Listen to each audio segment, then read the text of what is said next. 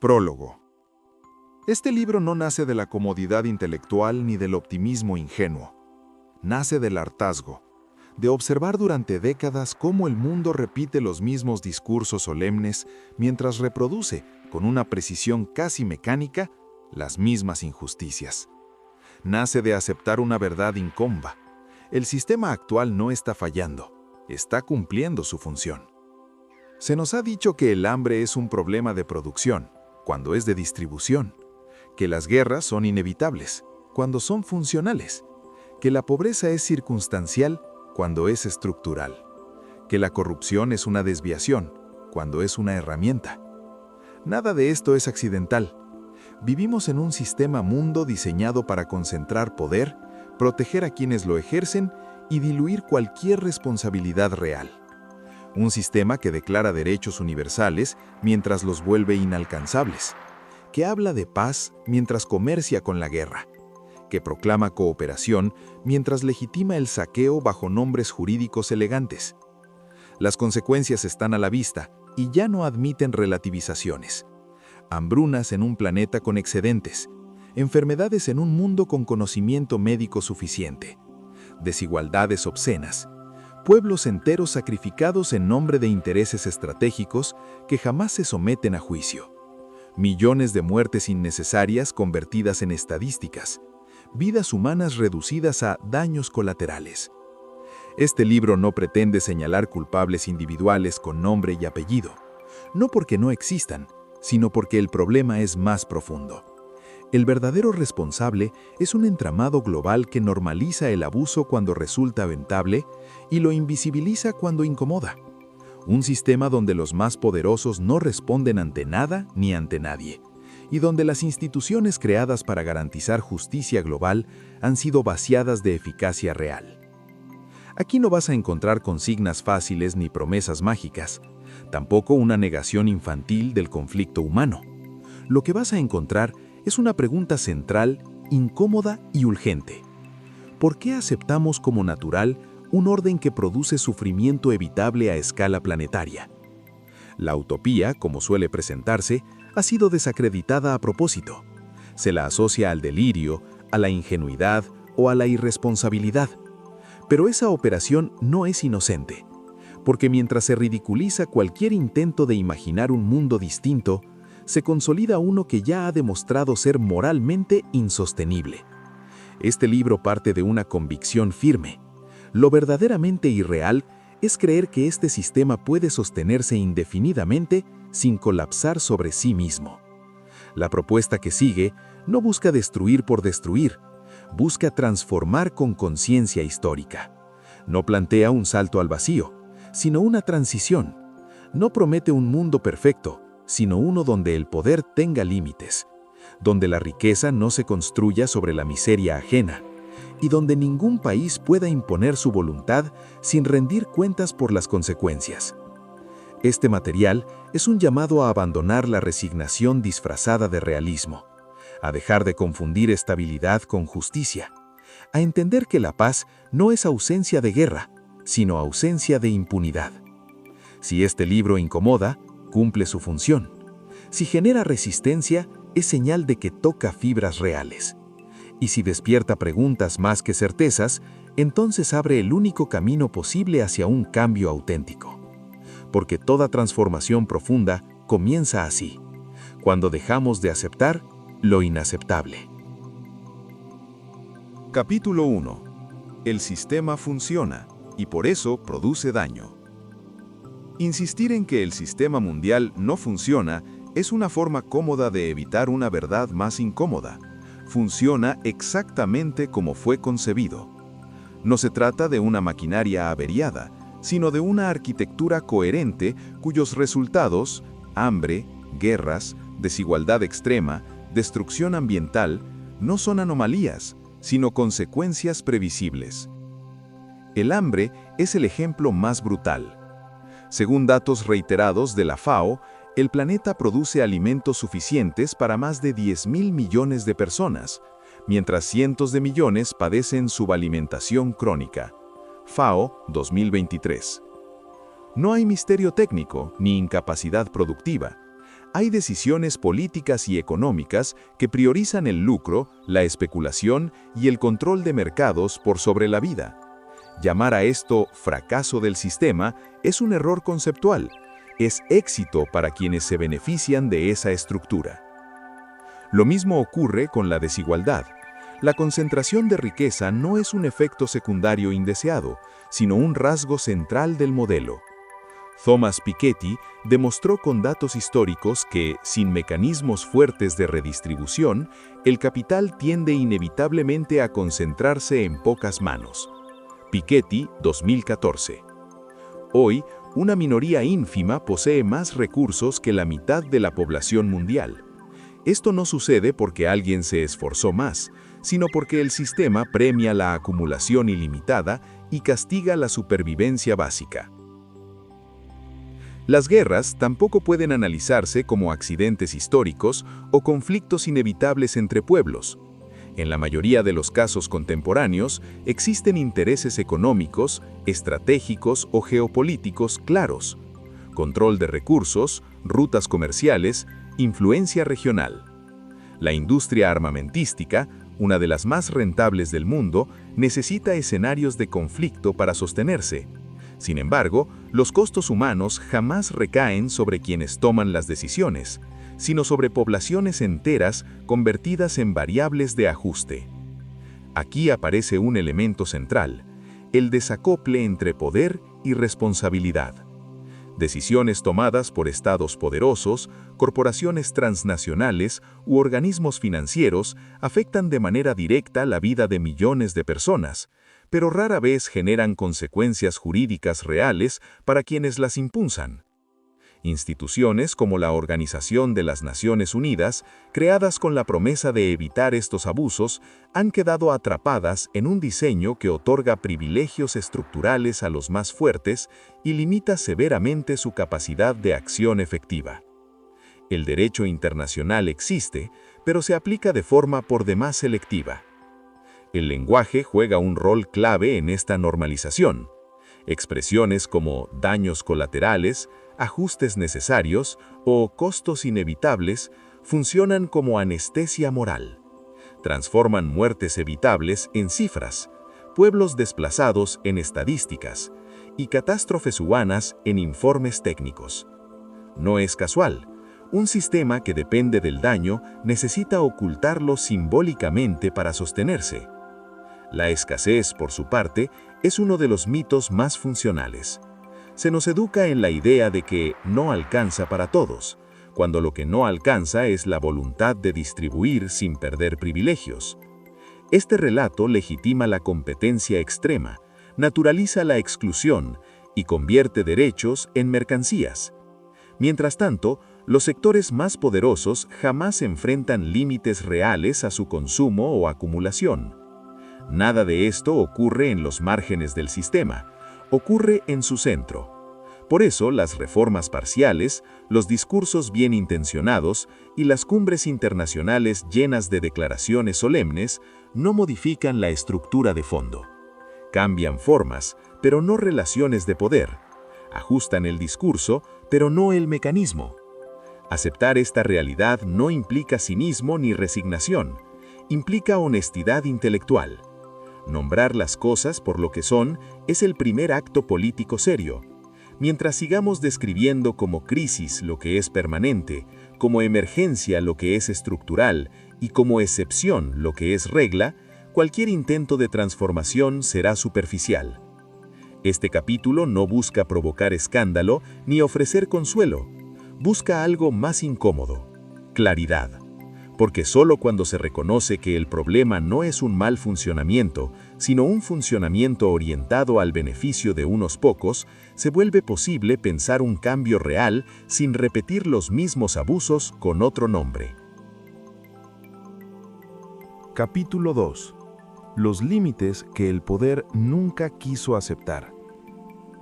Todo orden social se define menos por sus discursos que por los límites que impone al poder. Allí donde el poder no encuentra freno, la injusticia no es una posibilidad, es una consecuencia. El sistema mundial vigente ha demostrado una y otra vez que su rasgo distintivo no es la falta de normas, sino la selectividad con la que se aplican. Existen leyes, tratados y declaraciones, pero funcionan como contención para los débiles y como formalidad decorativa para los fuertes. La historia reciente muestra que el poder económico, político y militar ha logrado algo inédito: operar a escala planetaria sin una responsabilidad equivalente. Decisiones que afectan la vida de millones se toman sin consulta, sin consentimiento y sin consecuencias reales para quienes las impulsan. Esta asimetría no es accidental.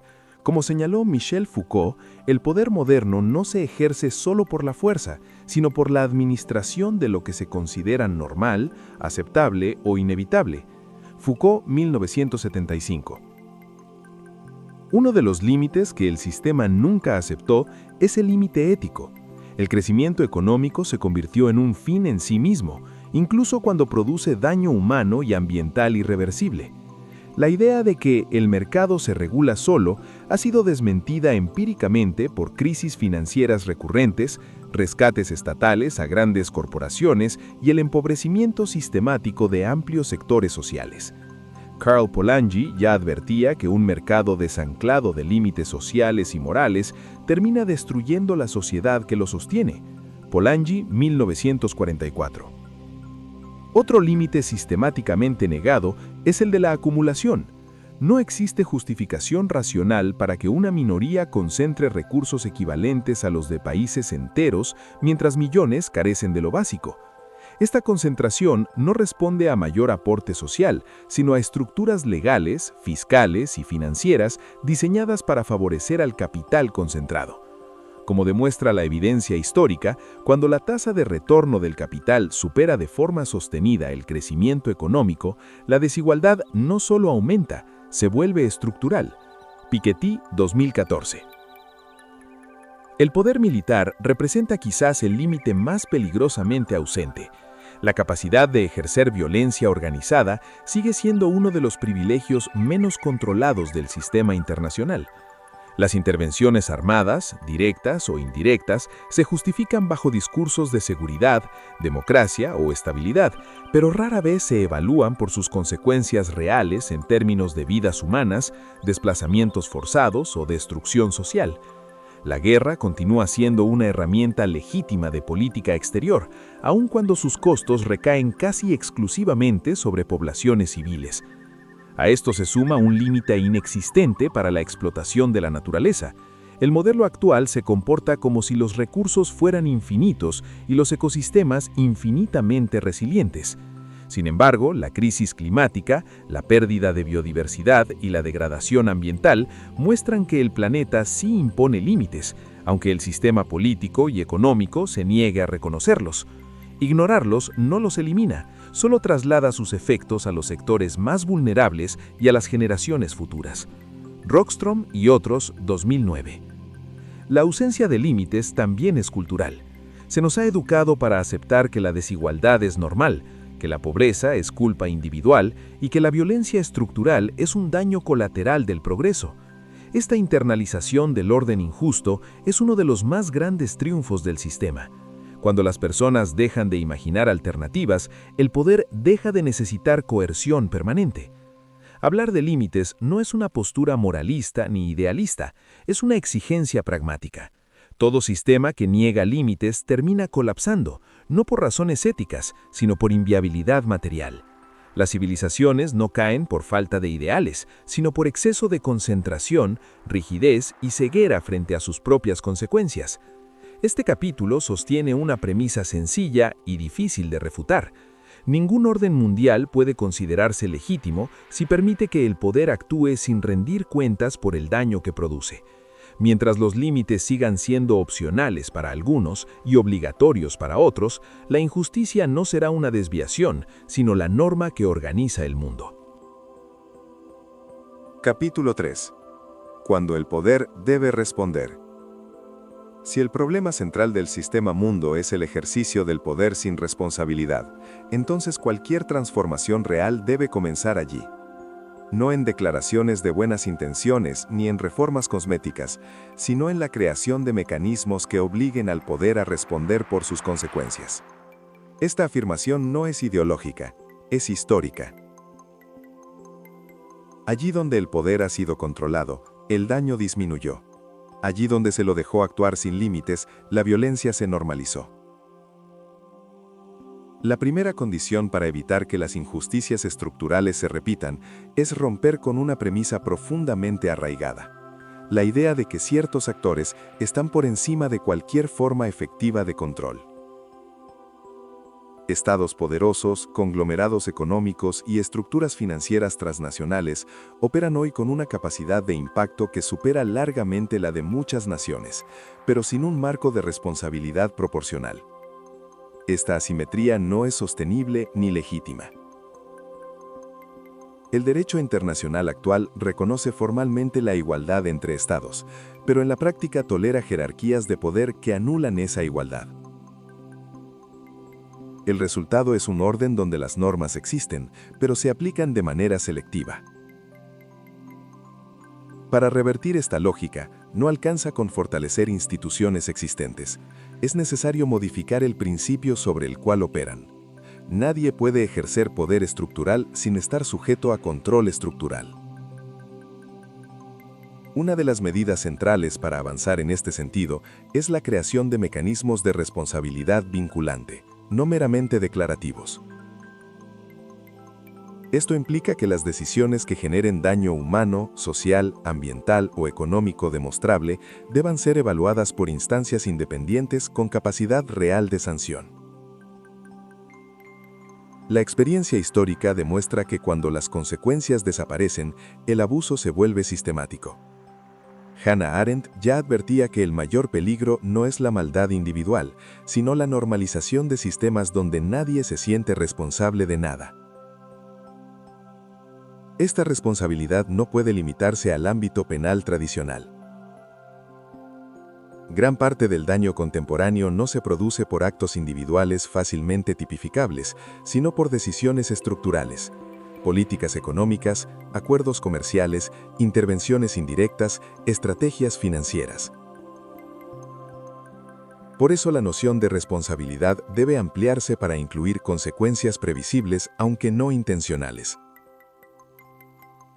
Si una decisión genera hambre, desplazamiento o destrucción ambiental evitable, no puede ser considerada neutral. Otro eje fundamental es el control del poder económico. La evidencia muestra que cuando la acumulación no tiene límites, el sistema político termina subordinado a intereses privados. No se trata de eliminar la iniciativa económica, sino de establecer límites claros a la concentración, especialmente cuando ésta afecta derechos básicos. La historia del siglo XX demostró que los periodos de menor desigualdad coincidieron con sistemas fiscales progresivos, regulación financiera y fuerte inversión social.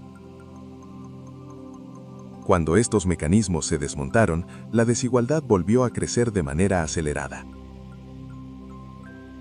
El control del poder también requiere transparencia radical. No puede haber responsabilidad sin acceso a la información. Decisiones que afectan a millones no pueden tomarse en espacios opacos, inaccesibles o deliberadamente complejos. La tecnificación del lenguaje económico y jurídico ha funcionado como barrera política. Cuanto menos comprensible es una decisión, menos cuestionable parece. Democratizar la información es una forma concreta de redistribuir poder.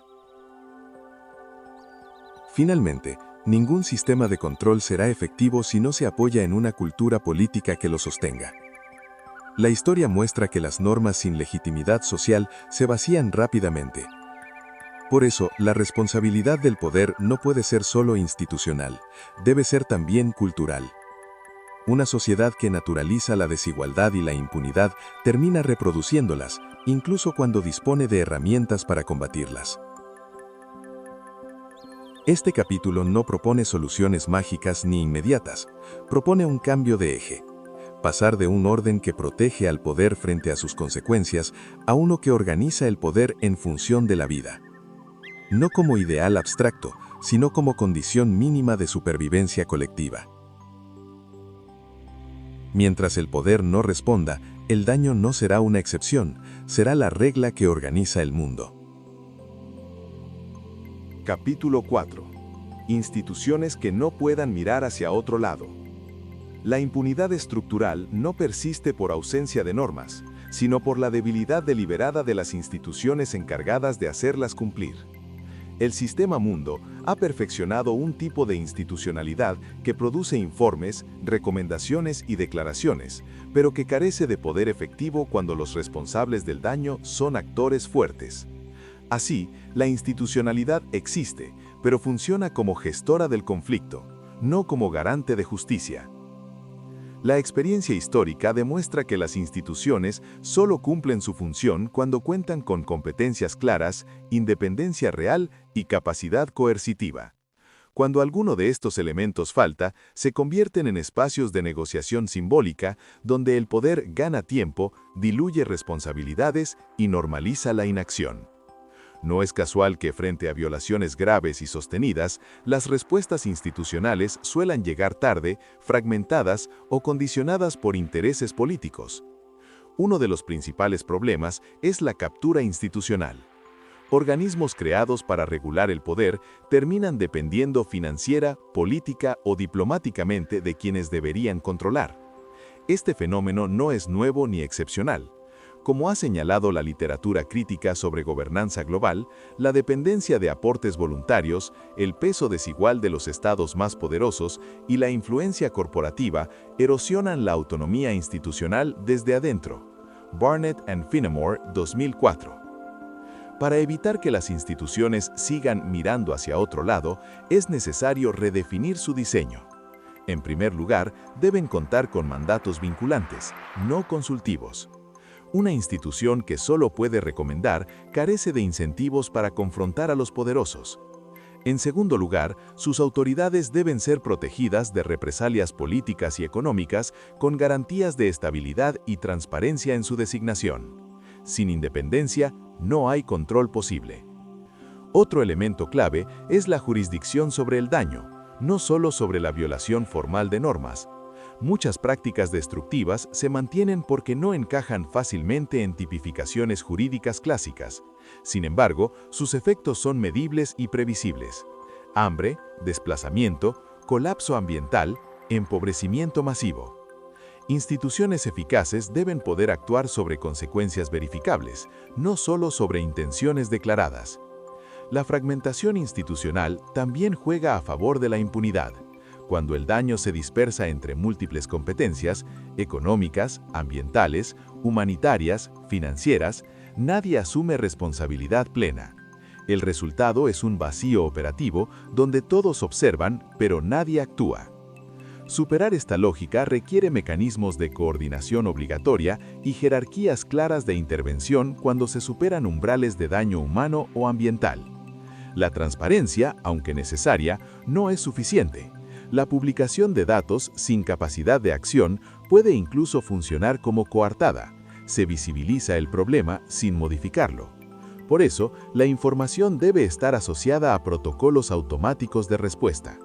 Cuando ciertos indicadores se activan, hambruna evitable, desplazamientos masivos, destrucción ecosistémica, la intervención no debería depender de la voluntad política del momento, sino de reglas previamente acordadas. Finalmente, ninguna institución puede sostenerse si su legitimidad se apoya únicamente en acuerdos entre élites. La legitimidad duradera se construye cuando las poblaciones afectadas reconocen a esas instituciones como herramientas reales de protección. Esto exige participación efectiva, no simbólica, de comunidades, estados periféricos y actores históricamente marginados. Sin esa base, las instituciones seguirán siendo vistas como ajenas, distantes o irrelevantes. Este capítulo sostiene una tesis concreta.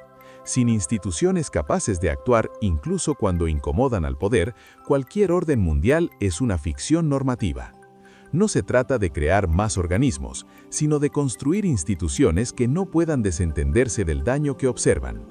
Mientras mirar hacia otro lado siga siendo una opción, la impunidad continuará siendo parte del diseño y no una excepción corregible. Capítulo 5. La economía como decisión política, no como ley natural. Uno de los mayores éxitos del sistema actual ha sido presentar la economía como un ámbito técnico, neutral y regido por leyes inevitables. Bajo esa narrativa, las decisiones que generan pobreza, exclusión o destrucción ambiental aparecen como consecuencias desafortunadas, pero necesarias. Esta despolitización no es inocente. Cuando una decisión se presenta como técnica, deja de ser cuestionable. La economía global no funciona como una fuerza de la naturaleza, funciona como un conjunto de reglas, incentivos y prioridades definidas políticamente. Quién paga impuestos y quién no, qué se produce y para quién, qué se considera rentable y qué se considera gasto, no son hechos objetivos, son elecciones. Presentarlas como inevitables es una forma eficaz de blindarlas frente a la crítica. El caso de la acumulación extrema lo demuestra con claridad. No existe ninguna razón económica objetiva para que una minoría concentre recursos equivalentes al Producto Interno de países enteros. Esa concentración es posible porque el sistema legal y financiero lo permite. Regímenes fiscales regresivos, paraísos fiscales, desregulación financiera y captura normativa. Cuando estas condiciones se modificaron históricamente, por ejemplo en la posguerra del siglo XX, la desigualdad disminuyó de manera significativa. Cuando se desmontaron, volvió a crecer. Piketty, 2014. La financiarización de la economía es otro ejemplo de esta lógica. En lugar de servir como herramienta para canalizar inversión productiva, el sistema financiero global se ha convertido en un espacio de especulación a gran escala, desconectado de la economía real. Crisis recurrentes, rescates públicos a actores privados y endeudamiento socializado muestran que los riesgos se privatizan y las pérdidas se distribuyen colectivamente. Lejos de ser una anomalía, este patrón es consistente con un modelo que protege al capital concentrado. Stiglitz, 2012. La idea de crecimiento ilimitado merece una crítica similar. En un planeta con límites físicos claros, sostener un modelo basado en expansión constante no es solo inviable, es irresponsable. Sin embargo, el crecimiento sigue siendo el principal indicador de éxito, aun cuando se logre a costa de degradación ambiental, precarización laboral y exclusión social. Esta obsesión revela una prioridad explícita. El aumento de indicadores macroeconómicos importa más que la vida concreta de las personas. Aceptar límites económicos no implica detener toda actividad ni renunciar al bienestar material. Implica redefinir qué se produce, para quién y bajo qué condiciones. Implica reconocer que ciertos bienes, agua, alimentos básicos, energía mínima, salud, conocimiento esencial, no pueden tratarse como mercancías sujetas exclusivamente a la lógica del lucro. Allí donde estos bienes se privatizan sin control, el resultado es siempre el mismo: exclusión para muchos y rentabilidad para pocos. La economía también ha sido utilizada como herramienta de disciplinamiento político. Ajustes estructurales, condicionamientos crediticios y acuerdos asimétricos han sido impuestos a países en situación de vulnerabilidad, limitando su soberanía efectiva. Estas políticas rara vez se aplican a los estados más poderosos, lo que demuestra nuevamente que no se trata de reglas universales, sino de jerarquías encubiertas. Desmontar esta lógica requiere volver a politizar la economía, no para someterla al capricho, sino para someterla al interés colectivo. Esto implica asumir que toda decisión económica tiene consecuencias sociales y que, por lo tanto, debe ser evaluada en función de esas consecuencias. Cuando una política aumenta la desigualdad, produce hambre o destruye ecosistemas, no puede ser defendida como técnicamente correcta. Este capítulo sostiene una afirmación central. La economía debe dejar de ser el espacio donde el poder actúa sin límites ni responsabilidad. Mientras siga presentándose como un ámbito neutro e incuestionable, continuará funcionando como uno de los principales motores de desigualdad y daño estructural.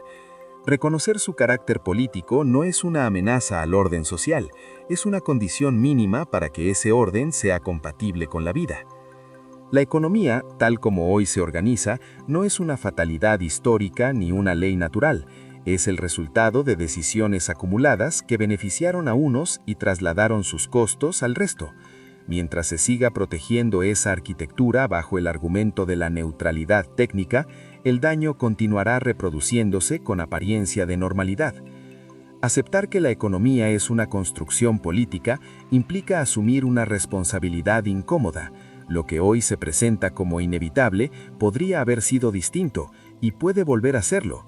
Negarlo no preserva el orden, lo degrada, porque ningún sistema puede sostenerse indefinidamente cuando convierte la vida en una variable secundaria. Capítulo 6. La soberanía como excusa y como límite. La soberanía ha sido uno de los conceptos más utilizados y más manipulados del orden internacional moderno. En su formulación original, surgió como una herramienta para proteger a los pueblos de injerencias externas arbitrarias.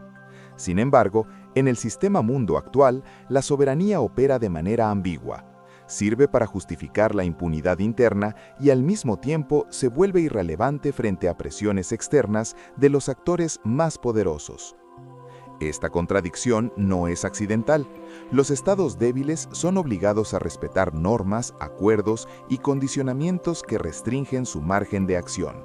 Los estados fuertes, en cambio, invocan la soberanía cuando se los intenta controlar y la ignoran cuando desean intervenir. El principio es el mismo, pero su aplicación es jerárquica.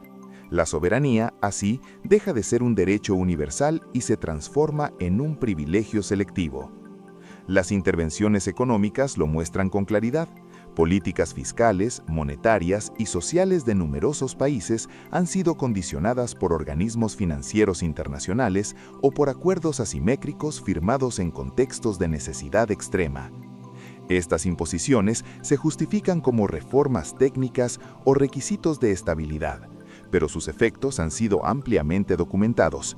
Reducción del gasto social, deterioro de servicios públicos y aumento de la desigualdad.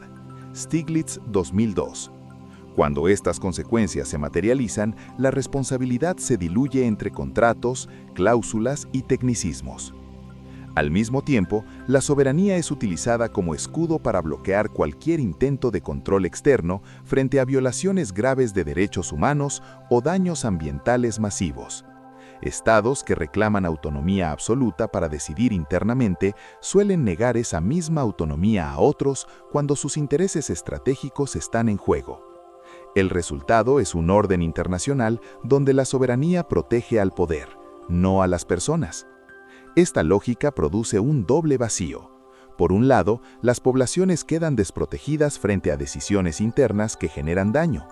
Por el otro, no existe un marco legítimo y efectivo para intervenir cuando ese daño supera fronteras y afecta a terceros.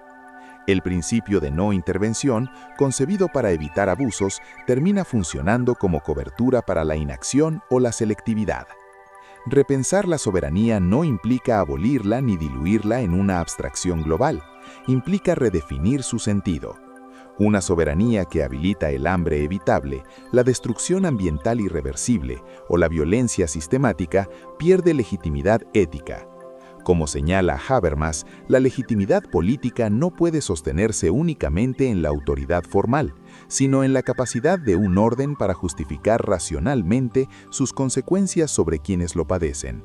Habermas, 1998. La interdependencia global vuelve aún más insostenible la soberanía entendida como aislamiento absoluto.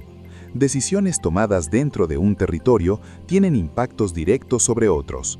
Emisiones contaminantes, políticas financieras, uso de recursos compartidos. Negar esta interdependencia es negar la realidad material del mundo contemporáneo. En ese contexto, insistir en una soberanía sin responsabilidades compartidas no es defensa de autonomía, sino evasión de obligaciones. El desafío no es menor: construir una noción de soberanía que proteja a los pueblos sin convertirse en refugio de la impunidad y que reconozca la interdependencia sin derivar en dominación. Mientras esa redefinición no ocurra, la soberanía seguirá siendo una palabra noble utilizada para fines que traicionan su sentido original, y el sistema internacional continuará reproduciendo desigualdades bajo la apariencia de respeto formal entre estados. El problema, en última instancia, no es la soberanía en sí, sino a quién sirve y a quién deja expuesto. Mientras funcione como excusa para el daño y no como límite al poder, seguirá siendo parte del problema y no de la solución. Capítulo 7. Del diagnóstico a la arquitectura del cambio. La crítica, por sí sola, no transforma nada. Puede iluminar, incomodar, incluso movilizar. Pero si no se traduce en formas concretas de reorganizar el poder, termina absorbida por el mismo sistema que denuncia. El orden mundial actual ha demostrado una gran capacidad para tolerar la crítica retórica mientras bloquea cualquier modificación estructural. Por eso, el paso decisivo no es denunciar más fuerte, sino cambiar las reglas bajo las cuales se decide, se acumula y se ejerce poder. El primer obstáculo para cualquier transformación real es la ausencia de consecuencias. Mientras los costos humanos, sociales y ambientales sigan externalizándose hacia los sectores más vulnerables, el sistema no tiene incentivos para cambiar. La propuesta central, entonces, no parte de ideales abstractos, sino de una premisa operativa. Toda decisión con impacto estructural debe generar responsabilidad proporcional al daño que produce. Esto exige introducir un principio hoy ausente en la gobernanza global: el principio de responsabilidad por consecuencias previsibles. No se trata de juzgar intenciones, sino efectos. Si una política económica genera hambre evitable, si un acuerdo comercial destruye economías locales, si una estrategia geopolítica produce desplazamientos masivos, sus impulsores no pueden escudarse en la legalidad formal. La previsibilidad del daño debe ser criterio suficiente para activar mecanismos de revisión y sanción. A partir de allí, el cambio debe comenzar por lo institucional, no creando más organismos, sino redefiniendo su función. Las instituciones internacionales deben dejar de ser espacios de mediación simbólica y convertirse en estructuras de control efectivo del poder. Esto implica, de manera concreta, 3 transformaciones iniciales: mandatos vinculantes, jurisdicción sobre daños estructurales y capacidad real de intervención cuando se superan umbrales críticos de sufrimiento humano o destrucción ambiental. En el plano económico, la transición requiere abandonar la ficción de la neutralidad. La economía debe ser reinsertada explícitamente en el campo de las decisiones políticas sometidas a evaluación ética y social. Esto supone establecer límites claros a la acumulación, especialmente cuando ésta compromete derechos básicos. No como castigo, sino como condición de estabilidad. La historia demuestra que los sistemas más duraderos no son los que permiten concentraciones extremas, sino los que distribuyen poder económico de forma más equilibrada. Un paso concreto en esta dirección es la definición de bienes no negociables, aquellos que no pueden quedar sujetos exclusivamente a la lógica del mercado. Agua, alimentos básicos, energía mínima, salud y conocimiento esencial deben ser garantizados como derechos efectivos. Allí donde estos bienes han sido protegidos del lucro irrestricto, las sociedades han mostrado mayor cohesión y menor conflictividad. Donde se los mercantilizó sin límites, el resultado fue exclusión estructural. El control del poder militar constituye otro eje ineludible. La violencia organizada no puede seguir siendo una herramienta legítima de política sin supervisión real. La propuesta no es la abolición inmediata de las Fuerzas Armadas, sino su deslegitimación progresiva como instrumento de resolución de conflictos. Esto implica reducción verificable del gasto militar, prohibición efectiva de intervenciones sin mandato multilateral vinculante y reconversión gradual de capacidades hacia funciones de protección civil y cooperación internacional. Nada de esto será viable sin un cambio profundo en la cultura política. Las transformaciones institucionales fracasan cuando no encuentran respaldo social. Por eso, el proceso de transición debe incluir una alfabetización política y económica crítica, orientada a desnaturalizar la desigualdad, la impunidad y la violencia estructural. no para adoctrinar, sino para devolver a las sociedades la capacidad de comprender y cuestionar las decisiones que afectan su destino. El cambio que aquí se propone no es inmediato ni indoloro. Implica resistencias, disputas y tensiones reales. Pero también implica algo fundamental: reemplazar la resignación por responsabilidad. El sistema actual se sostiene en gran medida porque ha convencido a millones de personas de que no hay alternativa. Demostrar que sí la hay y que puede construirse sin repetir los mismos abusos es el primer paso para que deje de parecer inevitable. Transformar el sistema mundo no es un acto de fe, es una tarea política concreta que comienza cuando el poder deja de ser intocable y empieza a responder. Mientras eso no ocurra, cualquier discurso de paz, justicia o desarrollo seguirá siendo retórico. Cuando ocurra, incluso de manera parcial, el cambio dejará de ser una promesa y comenzará a ser un proceso real. Capítulo 8. ¿Cómo impedir que el poder capture el cambio? Todo proceso de transformación profunda enfrenta un riesgo central: que el mismo poder que se intenta limitar capture las reformas y las vacíe desde dentro. La historia está llena de ejemplos donde cambios prometedores terminaron convertidos en nuevas formas de dominación, más sofisticadas y menos visibles, no por falta de ideas, sino por ausencia de resguardos estructurales. El sistema mundo actual no solo concentra poder, también posee una enorme capacidad de adaptación. Tolera reformas parciales, incorpora discursos críticos y adopta lenguajes progresistas sin alterar las relaciones fundamentales.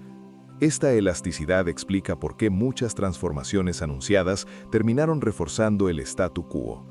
Evitar esa captura exige pensar el cambio no como un evento, sino como un proceso con mecanismos de autocorrección y control permanente. El primer resguardo es la desconcentración del poder decisorio. Las reformas que dependen de un único actor, organismo o coalición están condenadas a ser absorbidas. La arquitectura del cambio debe distribuir competencias, generar contrapesos y evitar centros únicos de autoridad. Cuando el poder se fragmenta y se supervisa mutuamente, la captura se vuelve más difícil y más costosa. Un segundo resguardo es la temporalidad limitada de los mandatos en todas las instancias clave. El poder que se prolonga tiende a autonomizarse, incluso cuando nace con fines transformadores. La rotación no garantiza virtudes, pero reduce la consolidación de intereses permanentes. Los procesos de cambio requieren continuidad institucional, no perpetuación de élites. La transparencia operativa constituye otro elemento central, no como consigna, sino como práctica verificable. Toda decisión con impacto estructural debe dejar huella. ¿Quién decide? ¿Con qué información? ¿Bajo qué criterios y con qué efectos esperados? La opacidad es el hábitat natural de la captura. La trazabilidad pública, en cambio, introduce costos políticos y sociales al abuso. O'Neill, 2002. La participación social efectiva es un cuarto resguardo, y quizá el más subestimado. No se trata de consultas simbólicas ni de espacios decorativos, sino de capacidad real de incidencia. Cuando las poblaciones afectadas pueden intervenir, objetar y activar revisiones, el poder encuentra límites que no dependen solo de la buena voluntad institucional. Sin esa participación, incluso las mejores normas se vuelven frágiles. Un quinto elemento es la evaluación permanente por resultados, no por intenciones. Las reformas deben ser juzgadas por sus efectos concretos sobre la vida de las personas y los ecosistemas. Cuando una política fracasa en reducir el daño, debe ser corregida o revertida, independientemente de su coherencia ideológica. Este principio rompe con una de las defensas clásicas del poder: persistir en el error para no admitir responsabilidad. Finalmente, ningún proceso de cambio puede sostenerse si no enfrenta el problema de la desigualdad de capacidades entre actores. Estados, corporaciones y organismos no parten del mismo punto, ni disponen de los mismos recursos para influir. Por eso la arquitectura del cambio debe incluir mecanismos de compensación y protección para los actores más débiles, evitando que la competencia formal reproduzca jerarquías reales. Impedir la captura del cambio no es una tarea secundaria ni técnica, es una condición de posibilidad. Sin estos resguardos, las propuestas más ambiciosas terminan integradas al sistema que pretendían transformar. Con ellos, el cambio deja de depender de liderazgos excepcionales y comienza a apoyarse en estructuras que limitan el daño incluso cuando fallan las voluntades. La transformación del sistema mundo no fracasa por falta de ideas, sino cuando olvida una lección básica. La historia, el poder no se autorregula, se lo regula, y solo puede hacerlo una arquitectura diseñada para resistirlo, no para confiar en él. Capítulo 9. La transición como proceso y no como promesa. Uno de los errores más frecuentes en los intentos de transformación profunda es presentar el cambio como un acontecimiento súbito, un antes injusto y un después justo, claramente delimitados. Esa lógica no solo es irreal, sino funcional al fracaso. Los sistemas complejos no se transforman por ruptura instantánea, sino por procesos graduales, conflictivos y deliberadamente diseñados. Confundir transición con promesa es una forma de desactivar ambas. El sistema mundo actual no caerá por agotamiento moral ni por evidencia empírica de su daño. Persistirá mientras resulte útil a quienes concentran poder y mientras no existan alternativas operativas que lo vuelvan innecesario o costoso. Por eso, la transición no puede depender de una toma de conciencia general ni de acuerdos ideales entre actores profundamente desiguales. Debe construirse como una secuencia de cambios parciales que alteren incentivos, redistribuyan riesgos y limiten la impunidad. Una transición real comienza identificando puntos de apalancamiento, no imaginando transformaciones totales. Existen ámbitos donde pequeñas modificaciones institucionales generan efectos sistémicos: regímenes fiscales, reglas financieras, comercio de bienes esenciales, control del gasto militar, acceso al conocimiento. Intervenir en estos nodos no resuelve todo, pero altera la lógica de acumulación y dominación que sostiene el sistema. La gradualidad no implica lentitud complaciente, implica orden y prioridad. Algunas medidas deben ser inmediatas porque su demora multiplica el daño. Garantizar alimentos, salud básica, agua y energía mínima no es una meta de largo plazo, sino una condición ética mínima. Otras transformaciones, como la reconversión productiva o la reducción del poder militar, requieren plazos más extensos, pero deben iniciarse de forma verificable desde el comienzo. La transición fracasa cuando se posterga indefinidamente lo estructural bajo la excusa de la complejidad. Otro error frecuente es concebir la transición como un proceso homogéneo. No todos los países, ni todas las regiones, parten del mismo punto ni enfrentan los mismos desafíos. Pretender un camino único reproduce la lógica de imposición que se busca superar. Una transición legítima debe ser diferenciada pero coordinada, flexible en sus trayectorias, estricta en sus principios. La cooperación no puede convertirse en subordinación, ni la diversidad en excusa para la inacción. El conflicto no es una anomalía del proceso de cambio, es parte constitutiva. Toda redistribución real de poder genera resistencia. Negarlo conduce a frustración o a autoritarismo. Asumirlo permite diseñar mecanismos para canalizar el conflicto sin destruir el proceso. La transición no elimina la disputa, la institucionaliza para que no derive en violencia sistemática. Un elemento central es la reversibilidad controlada. Las políticas deben poder corregirse cuando producen efectos no deseados, pero no quedar expuestas a retrocesos constantes por presión de intereses concentrados. Esto exige reglas claras de revisión, plazos de evaluación y umbrales de protección que impidan desmantelar avances básicos ante cada cambio coyuntural de poder. Finalmente, toda transición requiere un horizonte claro, aunque no cerrado. No como promesa de perfección, sino como criterio de coherencia. Sin ese horizonte, las reformas se fragmentan y pierden sentido. Con él, incluso los avances parciales adquieren dirección y acumulación. El cambio del sistema mundo no será un momento épico ni un acto fundacional único. Será un proceso largo, irregular y profundamente político. pero también será la única alternativa frente a un orden que ya ha demostrado que su estabilidad se sostiene sobre daño permanente. Entender la transición como proceso no debilita la propuesta, la vuelve posible. Capítulo 10. Cuando la responsabilidad deja de ser voluntaria. Uno de los pilares más sólidos del orden actual es la voluntariedad de la responsabilidad. Los actores más poderosos del sistema mundo, estados centrales, corporaciones transnacionales, instituciones financieras, responden solo cuando quieren, solo hasta donde quieren y solo si el costo es aceptable.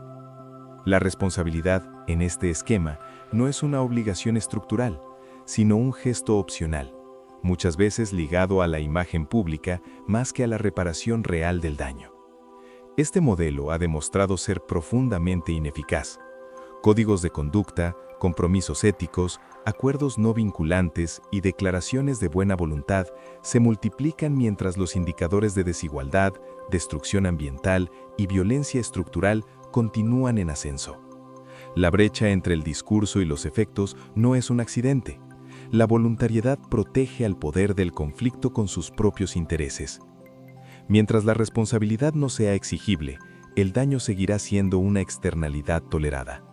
Las decisiones estructurales se toman calculando costos políticos y económicos, no consecuencias humanas. Cuando estas consecuencias aparecen, se gestionan como crisis puntuales, no como fallas sistémicas. El sistema no corrige el rumbo porque no tiene incentivos para hacerlo. Convertir la responsabilidad en obligación implica un cambio profundo en la arquitectura del poder. Significa establecer que ciertas consecuencias no son negociables, que ciertos umbrales de daño activan respuestas automáticas y que la previsibilidad del impacto genera deberes concretos. No se trata de castigar todo error, sino de eliminar la posibilidad de producir daño estructural sin rendir cuentas. Un paso central en esta dirección es abandonar la lógica reactiva. Hoy, las respuestas institucionales suelen activarse cuando el daño ya es masivo e irreversible. Una responsabilidad efectiva debe operar de manera preventiva. Si existen evidencias sólidas de que una política, un proyecto o una intervención generará efectos destructivos, la inacción deja de ser neutral y se convierte en complicidad. La prevención no es un lujo moral, es una exigencia racional. La exigibilidad de la responsabilidad también requiere redefinir qué se considera daño relevante. No solo la violencia directa, sino el empobrecimiento evitable, la degradación ambiental sostenida, la expulsión de comunidades y la negación sistemática de derechos básicos deben ser reconocidos como consecuencias graves. Mientras estos daños se perciban como efectos secundarios aceptables, la estructura que los produce permanecerá intacta. Otro aspecto clave es la simetría en la aplicación de la responsabilidad. No puede haber actores estructuralmente inmunes. Cuando algunos quedan fuera del alcance de los mecanismos de control, el sistema entero pierde legitimidad. La selectividad no solo es injusta, es ineficaz. Genera incentivos perversos y refuerza la idea de que el poder real se mide por la capacidad de eludir consecuencias. La responsabilidad obligatoria también transforma la noción de soberanía. Ejercer soberanía deja de significar libertad absoluta de acción y pasa a implicar obligación de no producir daño evitable más allá de las fronteras. Esta redefinición no reduce la autonomía legítima, la vincula con un marco de convivencia global que reconoce la interdependencia real. Nada de esto es compatible con un sistema que confía en la autorregulación del poder. La experiencia histórica demuestra que esa confianza siempre ha sido traicionada. Donde la responsabilidad es opcional, el abuso se vuelve racional. Donde la responsabilidad es exigible, el cálculo cambia. El verdadero punto de inflexión no llegará cuando el poder se vuelva virtuoso, sino cuando deje de ser rentable actuar sin responder. A partir de ese momento, incluso los actores más reacios encontrarán razones para modificar su conducta, no por convicción moral, sino por estructura, y es precisamente allí donde el cambio deja de depender de la buena voluntad y comienza a apoyarse en reglas que protegen la vida incluso cuando el poder preferiría no hacerlo.